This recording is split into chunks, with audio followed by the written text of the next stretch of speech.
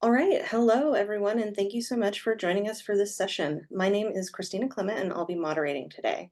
I'm really glad to welcome Julia Davis, who's a PhD student at Anderson University and the Information Systems Manager at the law firm Smith, Husey, and Bussey.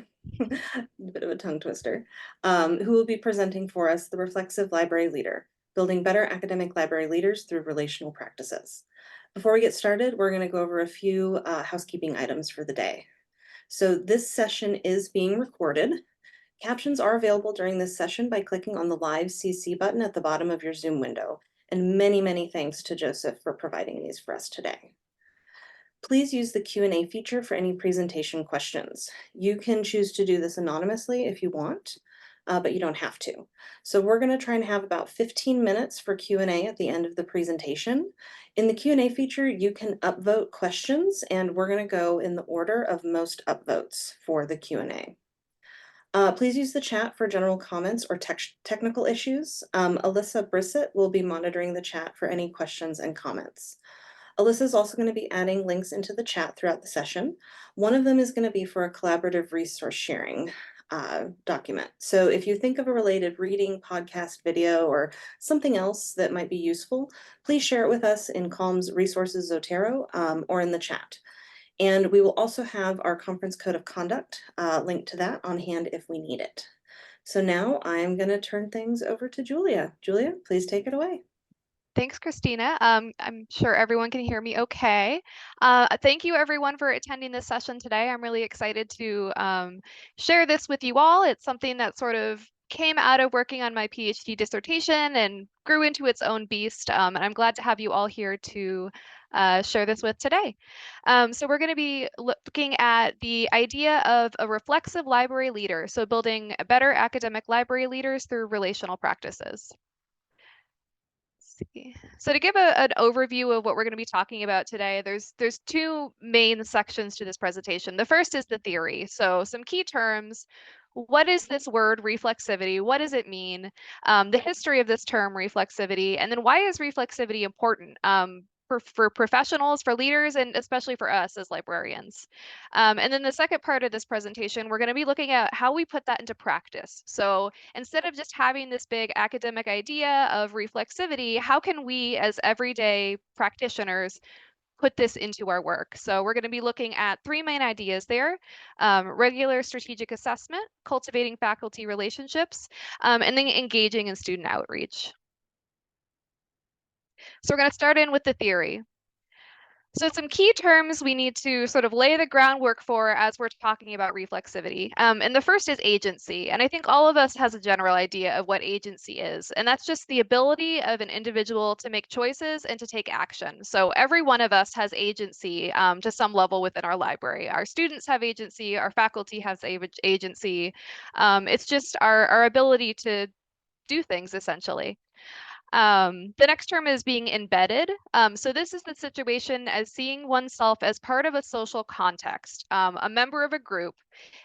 And within that group, your actions are guided by common norms, values, and bonds in the field. So this, for us at academic libraries, we are embedded within our academic library. There are norms that exist within academic libraries that we tend to follow, whether it's subconsciously or consciously. We're embedded within our university community. So every action that we take within the context of the university that we're working in, the political issues that happen there. This person just gets really grumpy when I send an email that, ends with an exclamation point. We have to keep in mind the environment that we're working within in order to understand, the actions that we're taking. The next thing we're going to look at is disembedding. So disembedding is the process of identifying those organizational structures, norms, and values, and then removing yourself from this arrangement by opening up the possibility of change. So that's really where we're taking a step back from the environment that all of our actions are taking place in. We're taking a step back from the day-to-day expectations of library workers, the day-to-day expectations of being in academia, and we're stepping back and thinking about, is this the best way to do it? Is this the most equitable way to do it? And how can I change things moving forward? The next term is a really interesting one that I would love to see pop up more, within libraries, and that's the concept of a interstitial space. And these are spaces that bring together diverse actors to foster interactions that promote the sharing of experiences and perspectives. Now, these don't need to be a physical space. It could be the library that we're bringing people together to share ideas. It could be that we're doing this outside of the library. It could be that we're doing this online. These are just spaces where people who have different perspectives, who come from different backgrounds, are coming together and sharing ideas. And this can be formal or informal. It could be me and, the guy from facilities grabbing a cup of coffee and having a conversation. Um, it doesn't necessarily have to be like this formalized, we're setting up an interstitial space. It's just a space where ideas are being shared. And then the last term we're going to need to know for this presentation is to theorize. And that's the process by which merit is constructed and new practices are legitimized. This is a concept that comes up a lot when we're studying change management. To theorize is basically just to successfully implement everything. I know a lot of libraries really struggle with change management. To theorize is really our end goal in successfully implementing change. So now back to our big question, what the heck is this word reflexivity? So reflexivity is the process of identifying and challenging environmental norms, values, and practices in order to understand one's role within the system and their potential for enacting change. Um, and a great way to think about this is in its relationship with the term that we often use, which is reflection. Reflection is a cognitive process. It's something that's happening in our brain. We're questioning what happened, we're simplifying things, we're giving order to our thoughts, and it's something that's self-contained. I like to think of this sort of like meditating. We're taking what happened, we're taking in all of our sensory experiences, and we're boiling it down to its essence and simplifying it so that we can understand it. Reflexivity is kind of the opposite of that. It's very much a relational and an emotional process. So we're thinking about our emotions rather than just sticking purely to, a logical side. We're interacting with other people to bring in new perspectives. We're questioning underlying assumptions that we may or may not have. We're complexifying our thinking. So rather than taking our experiences and boiling it down to something smaller for us to be able to package up and understand, we're making things more complicated by bringing in these environmental factors that we may not normally consider. And once again, it just really heavily relies on the environment that you're in. So when you are reflexive rather than reflecting, you're thinking about this external environment. You're thinking about how it impacts you, how it impacts what everyone is doing day to day. Um, and we're expanding our thinking based on that. So historically, reflexivity is really only been used in the past couple decades as a step in the research process. So as we're doing academic research, we're getting our data, we're collecting our data, and we're using reflexivity as a tool to analyze it. So we're thinking about environmental factors. We're thinking about, what is going on that might be influencing my data results. However, a lot of modern leadership literature suggests using this rather than in a theoretical basis, like we do with research, using it as a practice-based tool. So using this in our day-to-day work, because when it comes to libraries, realistically, as much as we would all love to be doing research all day, what we're really doing is a lot different. We're kicking birds out who found their way into the library. We're plunging bathroom toilets if we need to.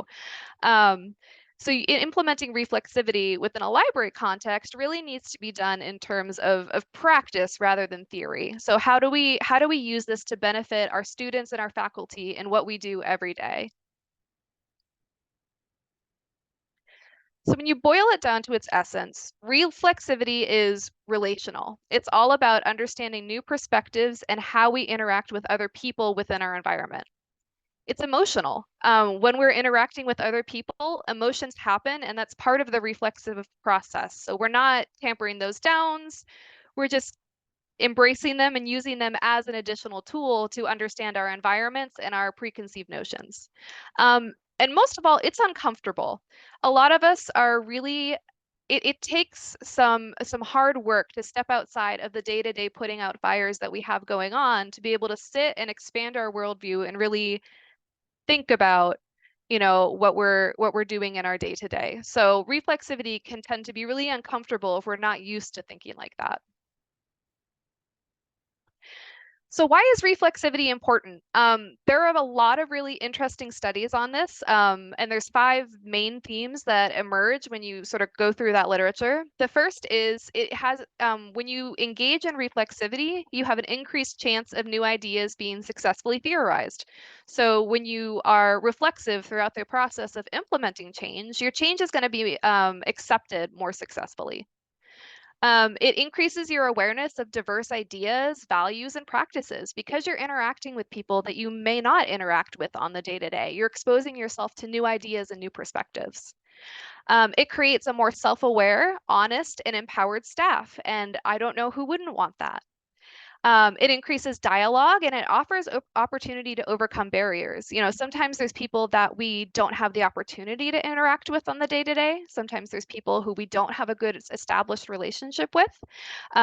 Engaging in reflexivity gives us the opportunity to sort of overcome that and start to build relationships with these people. And then finally, reflexivity has been shown to increase your staff's level of innovation, effectiveness, and productivity. And as busy as we are in libraries, we need more of that. So why do librarians in particular need reflexivity? Libraries are constantly advocating. We are constantly fighting for our place within the university system. Um, when it comes to advocating, relationships are really critical for being a successful advocate. Reflexivity is a great tool to help us build those relationships. Another tool to successful change is environmental awareness. You have to know the system that you're operating in order to be successful with implementing any sort of change. And then reflexivity really just means a higher chance of successful advocacy and a higher success rate for your change management. So we're going to take a second and switch over to the practice side of things. So now that we know what reflexivity is, how the heck do we do it? I'm seeing that we've got one question. I'm wondering why libraries have the reputation of struggling with change management, why libraries in particular. That could be a whole nother webinar. I think a lot of it has to do with the type of personality that libraries attract. We all tend to be not very confrontational. As a general, of course, I've met confrontational librarians, but there's not a whole ton of us. But I think honestly, I don't know if I have the answer to that. I think that's something that definitely deserves to be studied. It's just I don't have enough hours in the day to do that. Let's see. All right, so let's swing into practice. So how can we reflexively disembed ourselves? And I know that sounds like a lot of jargon, but basically, how do we reflexively go about our day-to-day work? The first thing, regular strategic assessment. And I know for a lot of us, that's hard because that takes a lot of time and energy that we really don't have to give. But it's really important for, having a successful library overall. Cultivating faculty relationships. That's another one that can be tricky depending on the history of, faculty relationships with the library. And then finally, student outreach. And I know all of us are constantly thinking about student outreach and student engagement. So we'll talk a little bit about that as well. So strategic assessment. We're going to take a second and do a quick poll. Should pop up. And basically, I want to see how many of your libraries have completed some form of strategic assessment in the past year. So we're talking about library-wide. Did you write a strategic plan? Did you put out an annual report? Give everyone a second to click in their answer.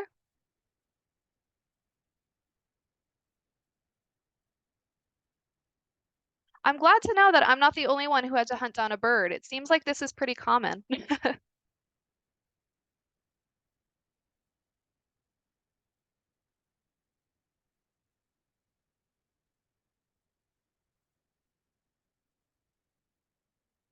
Oh, that's awesome, Carmen.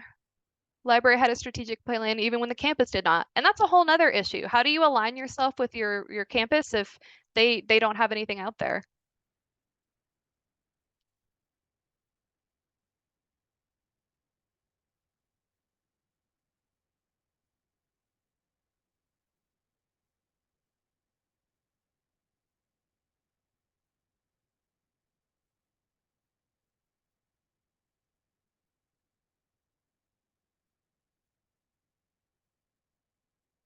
Oh, your library had iguanas. I've had a snake. Those are fun. I had someone else handle that. I got a kitten too. That was a fun day. I had a kitten in my office for most of the day, and he hung out with me until we got it all taken care of. Um, I think, can we go ahead and close the poll? Did everyone get a chance? So yeah, it looks like 71% of you all have. That is fantastic because I'm going to tell you now that is not the norm. So that's really great to hear. And 29%, well, now you guys have a new goal for the next year. All right, go ahead and move forward. So what is strategic assessment? I think all of us know this, but strategic assessment is just documenting where your library is, where you want to be, and how do you plan to get there. So where am I at? Where do I want to go? Let's make a map and lay out some plans from point A to point B. Most often, this will result in like a formal strategic plan, but it doesn't always. Sometimes it's more just casual conversations that happen within, leadership. So it can take many forms. So as of 2011, only 39% of ARL member libraries produced an annual report. It's kind of ironic. This is the most recent statistic I could find. So I think ARL needs to do more strategic assessment as well. But it looks like hopefully that number is higher based on the poll results that we got. Oftentimes, what I've seen in libraries is that statistics live in the department that produced them. So the reference department keeps reference stats, the circ department keeps their circ stats, tech services has their stats, and we might send them all to the director, but they're not being distributed to the entire library. They very much live in the department that they're produced by. And unfortunately, this means that as individuals working in libraries, we're not aware of the environment that we're working in. And that is really, as we've discussed before, key to be successful with change. So the benefits of regular strategic assessment, it really offers us the opportunity to step outside of the day-to-day putting out fires and start looking at that big picture, thinking about, tomorrow, yes, I want all my student workers to show up on time, but I also in, a year, I want to see, new chairs in this part of the library. Or in 5 years, I want us to not have any leaks in the building, or I want us to, implement classroom instruction in XYZ way. So it offers us an opportunity to take a moment to step outside the day-to-day and to think about how we want to move forward. Formalized assessment, it offers us a clear framework for becoming more aware of our environment. So it gives us a structured way to go through this process of reflexivity and become aware of the environment that we're operating within. Assessment requires relational practices, and it requires you to talk to people in the library, and it requires us to talk to people out of the library. And that is sometimes tricky. I think a lot of us really feel comfortable in the library. It's our place on campus. It's, where we know what we're doing. And it can be hard to start building relationships outside of the library. But in order to be really successful at strategic assessment, you need to step outside of the place that you're operating within, and you need to interact with other people on campus and open yourself up to their perspectives as well. And then, like we discussed before, assessments offer opportunities to build those relationships. So I could do a whole webinar on this, but briefly, I put together a few assessment tools that can be useful, if you're just starting out with strategic assessment in your library. Um, You definitely, if your university has a strategic plan, or if you know what their goals are, they have that documented in any way, you're going to want to pull that in. It's so important to align what your library is doing with what the university wants to do, in order to be successful getting funds for things, getting supports for the change you want to make. Aligning it with university goals, can really help long term. Another great tool is a SWOT analysis. So looking at the strengths, the weaknesses, the opportunities, the threats. And I've done this where I've had the whole library do it. And that has been great because then you get the experiences of people who are, in leadership roles all the way down to, your paraprofessionals working at the circ desk. They're going to have a different perspective than those on your leadership team. And they might be aware of issues that, you aren't. So getting that broad perspective can be really useful. Um, Smart goals. So we want to set specific, measurable, achievable, relevant, and time bound goals. And the biggest thing for me here is measurable. So you want to set goals where you can tell whether or not you've been successful. That way, when we're setting goals, the next round of strategic assessment, we can modify as need be. And then the North Dakota State Library LibGuide on strategic assessment has some really fabulous resources. They have a webinar linked there. They have some forms you can utilize. So that's something that I've used in the past, and a good starting point for looking into strategic assessment as well. All right, so the next area we're going to look at is cultivating faculty relationships. Um, So we're going to do another poll. How would you rate how respected you feel by faculty outside of the library on campus, on a scale of 1 to 10? Where are your relationship with the faculty in general?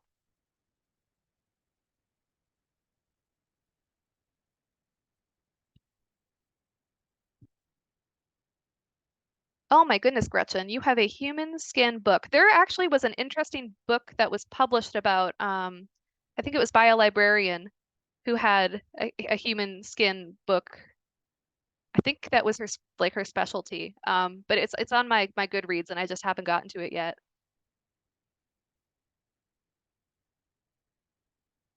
Respected but ignored. I think that's pretty common. Yes, Dark Archives. I believe that's it.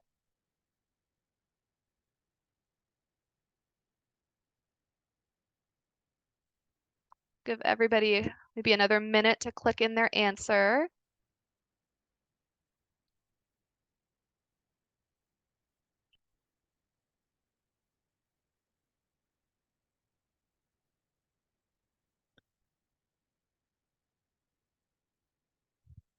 All right, we'll go ahead and look at those results. So it looks like we're scattered across the board, but we're skewed towards more respect. So that's encouraging. Um, it looks like like 6, 7, 8 was the most common. So that's really good. I like to see that. A lot of times it can be really discouraging talking about faculty relationships in libraries. So that's really nice to see. So building and nurturing faculty relationships. This can be fraught with all different issues. We have to think about faculty status of librarians. Are your librarians eligible for tenure? And if they're not, or if they're not faculty, if they're admins or their staff, what does that mean about how the other faculty members on campus interact with them? Overall, there tends to be a lack of respect for our profession because we are a profession that it's a nurturing profession. A lot of studies have shown that care fields tend to have a lot less respect given to them. And it's a profession that is predominantly women, so that affects the level of respect for our profession as well.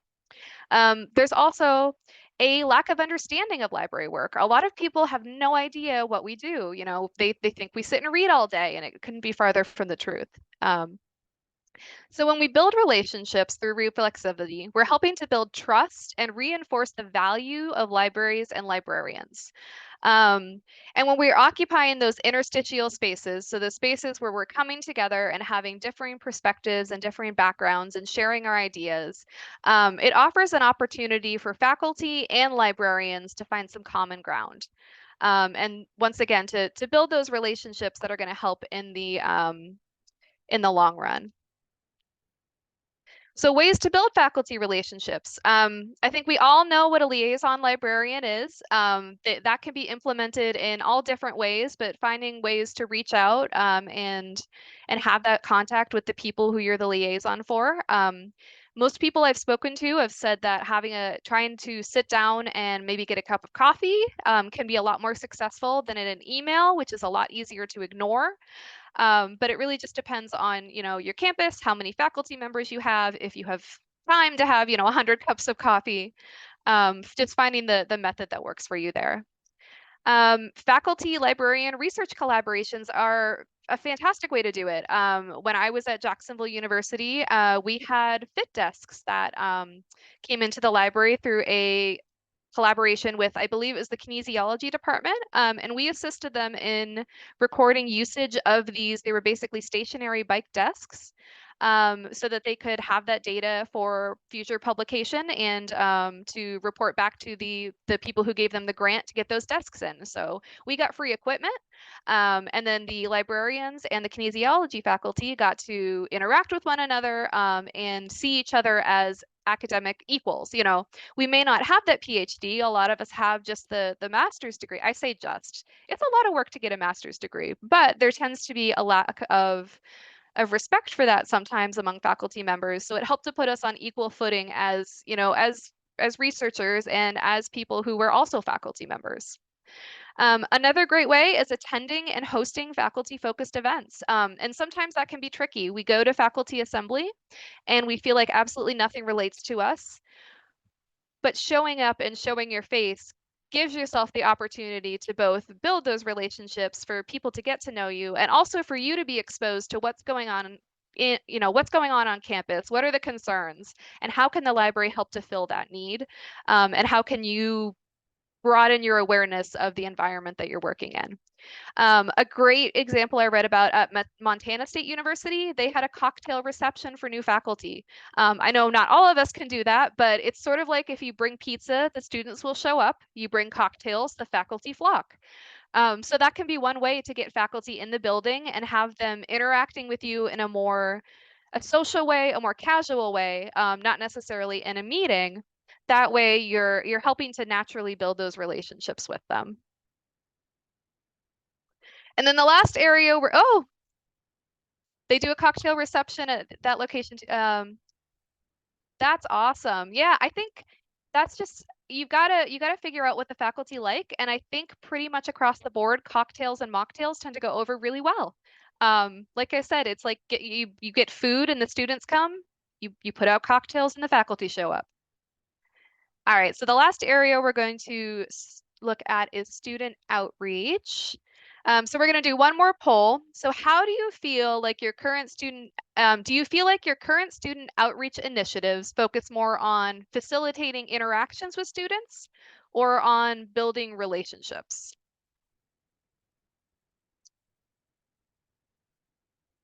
Oh, Lucy, that's awesome. So they hold a celebratory event in the library every year for faculty promotion and tenure awardees, and they get to choose a book to add to the library collection. That's awesome. When I was at JU, we had a book display where we would display all of the faculty publications. But I think I like that. That's a lot more personal. You feel a little bit more special getting to pick out, your book for the library. Carmen suggests committee work. Yes, that is definitely a huge thing. Librarians show up and we do the work, and it's definitely a good way to show your value. Give you one more minute for the poll.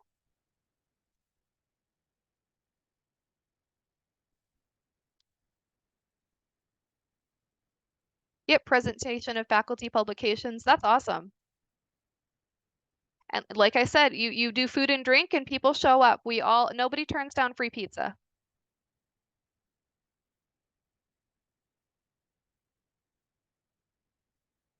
All right. So we'll look at the poll results. So we're about 75% interactions and about 25% relationships. And that's kind of what I expected.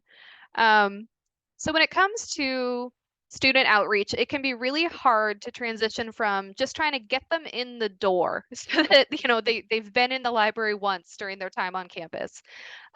So moving forward to building relationships can be challenging. However, that's how you build when you build relationships with students. Those are the students who are going to start coming back and who are going to engage with you in a way that you can then utilize their insight to attract more students to come into the library. Um, it's a great way to find common ground and new perspectives. I know I'm a fairly young librarian, and I still find that when I talk to college students, they have a whole different perspective on the world that I do, and they don't think the same way I do. And a lot of my ideas for programs turn out to be my sister I'll text her, she's in college, and she'll say, that's lame. Like, all right, we'll do something else. But it's a great when you start building those relationships, you can figure out what's actually going to attract students and how you can serve them best. And the biggest thing is you need to be engaged. You're not just hosting. And that can be really hard because sometimes a bunch of college students really don't want to hang out with their librarian. But if you find a way to, have those interactions with them and be having conversations and getting to know these students, you'll find that you can really start becoming more aware and more successful with your student outreach. I agree, Charlotte. We cannot let them know that we're cringe.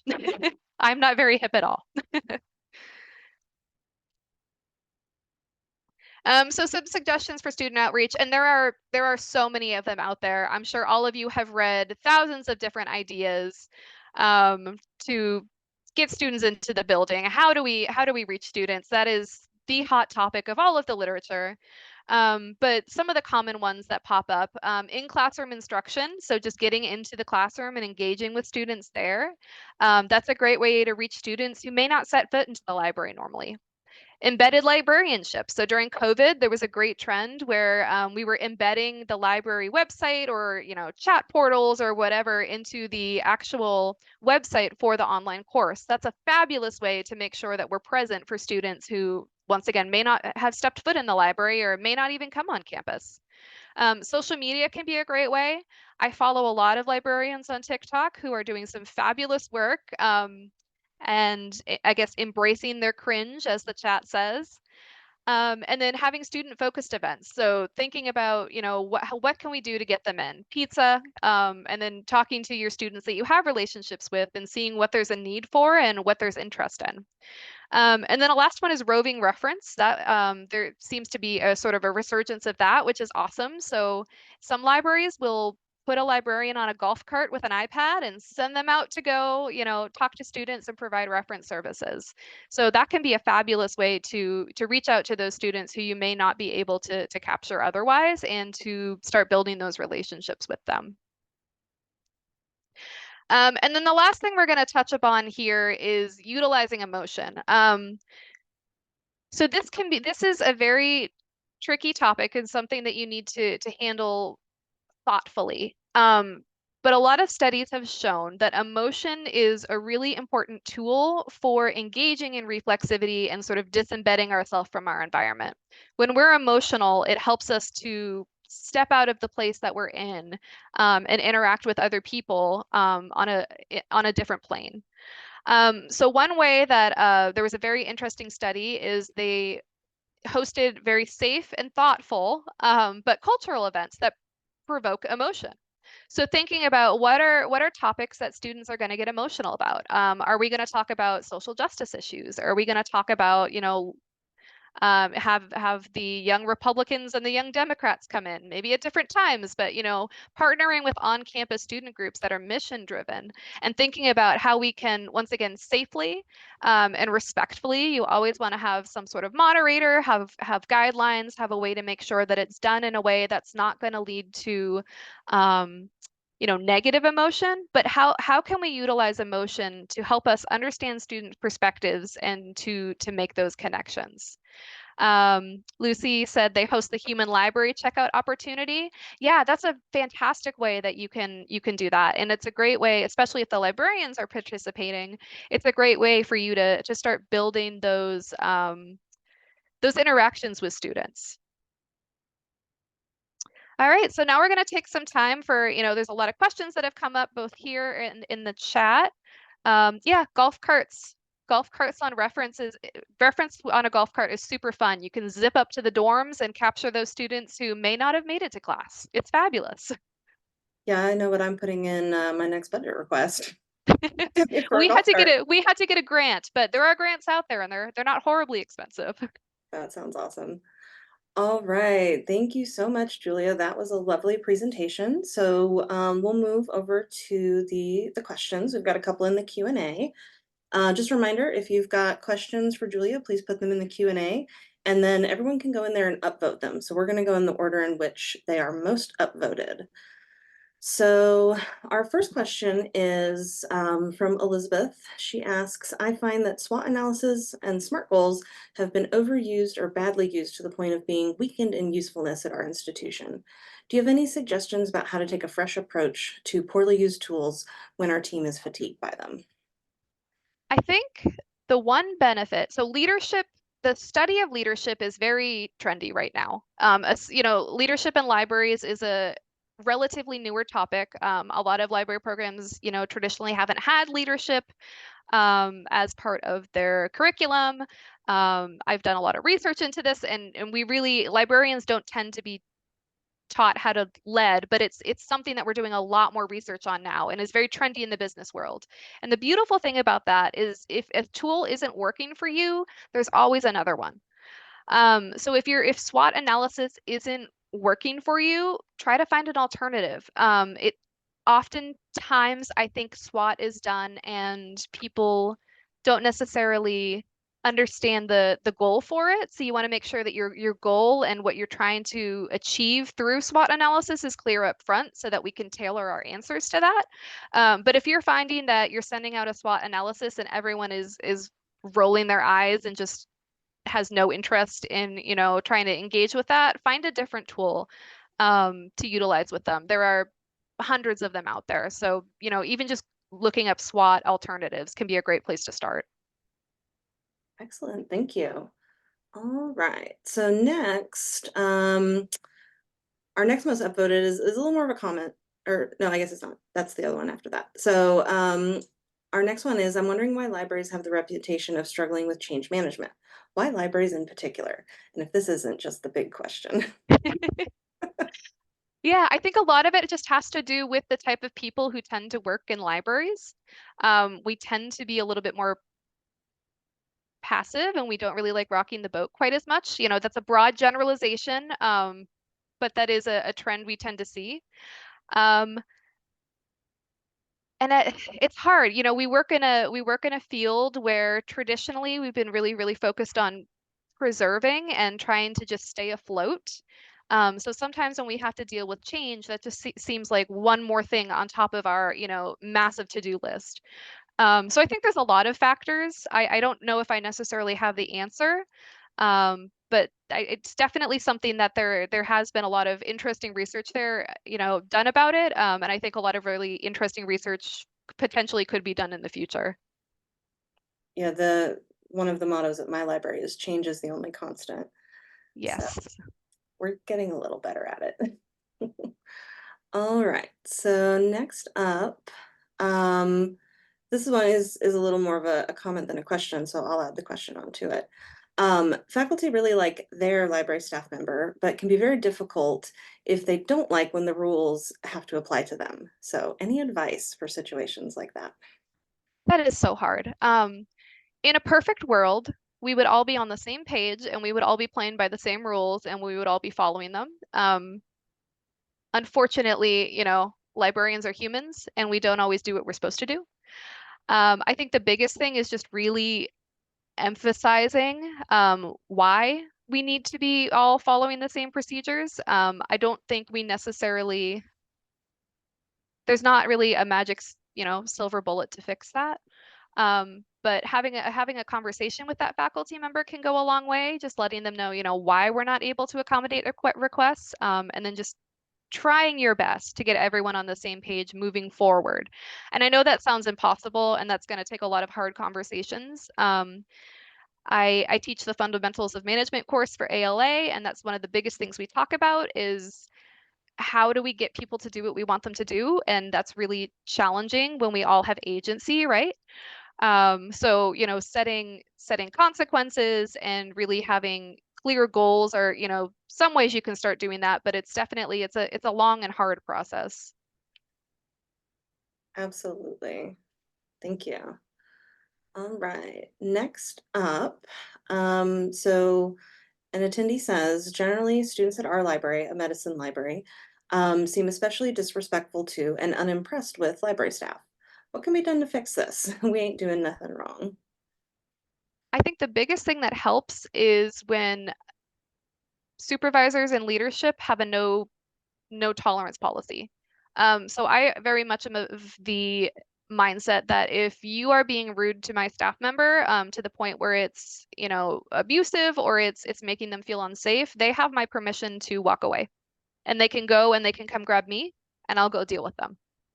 So I think the biggest thing there is empowering your employees so making yourself aware as a leader of what's going on, and then empowering your employees to do things like that, to say, you're not speaking to me respectfully. Can we please have this conversation when you're prepared to do so? So giving them those tools and even typing up a script, having a little blurb at the front desk for this is what you're allowed to say if someone's being a jerk.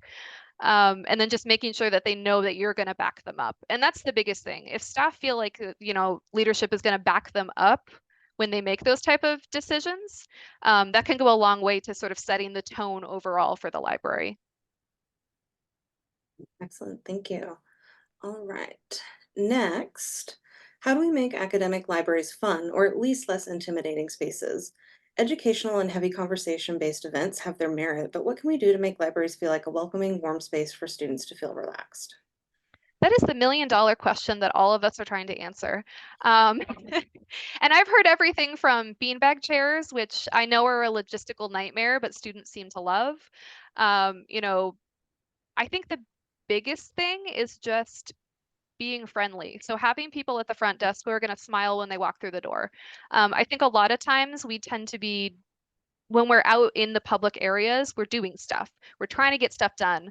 We're a little annoyed because I have this report due, but I'm also on a circ desk shift. So trying to be very intentionally, I think, warm and welcoming goes a long way when it comes to students. And then just listening to them. So trying to build those relationships and listen to them and understand, what they actually want. I think sometimes we hear about these new exciting trendy things and we want to do it because that's what everybody's doing. But making sure that we're really intentional about what works for our students and thinking about the students that you have a relationship and with and what they would benefit from. Yeah, and I just want to point out, Laura says in the chat that they do game nights with librarians attending to start normal human conversations and relationships. And I think that's really key as well. I know we've found some success with just talking to the students, not talking at them. So we don't always have to teach them something. Absolutely. Sometimes it's okay to, be, I guess, cringy or whatever they're calling it, and just have a conversation with them. Yeah. All right, next question. Which embedded librarian models do you find have the highest efficacy? We're doing a launch this fall, still trying to work out our plans.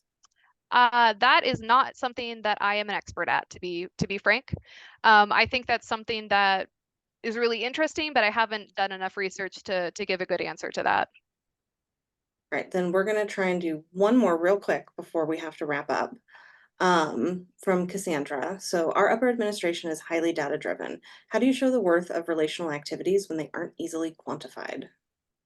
I think the key there is that focusing your relational activities on things that are then going to increase your stats. So if you are out on campus doing roving reference and talking to people about the library, um, you can take stats. Count how many students you talk to or interact with. And then those students, if we're building relationships with them, are then going to get, they're going to come into the library and hopefully our door count is increasing. So thinking about the ways that you can quantify um, those relationships. And that's tricky because it requires an initial investment before you're then going to see that data-driven result. So it's something that you kind of have to take the time to do to then have the statistics to back it up. And sometimes explaining that to leadership can be challenging. Um, I encourage you to really just ask them to consider it. Say, hey, I'm excited about this idea. I really think it's going to work. This if you even if you need to print out studies, I have a flair for the dramatic. So sometimes if I want something to get done and people aren't getting it, I'll bring in a stack of studies and like slap it on their desk, just to make a point. But finding ways to quantify those relational aspects, I think, are the key there. Excellent. All right, Julia, thank you so much for answering these questions and giving this wonderful presentation. It's been a pleasure to have you with us. Before we close the session, I do want to point out the evaluation survey that is available for all the participants to complete. I know our presenter would very much appreciate your feedback. You can find a link to the evaluation in Schedule. It's labeled feedback survey and is directly above the session description. So thank you everyone for attending. We hope you've enjoyed this presentation and we'll look for you at the next session. Have a great day. Thank you all.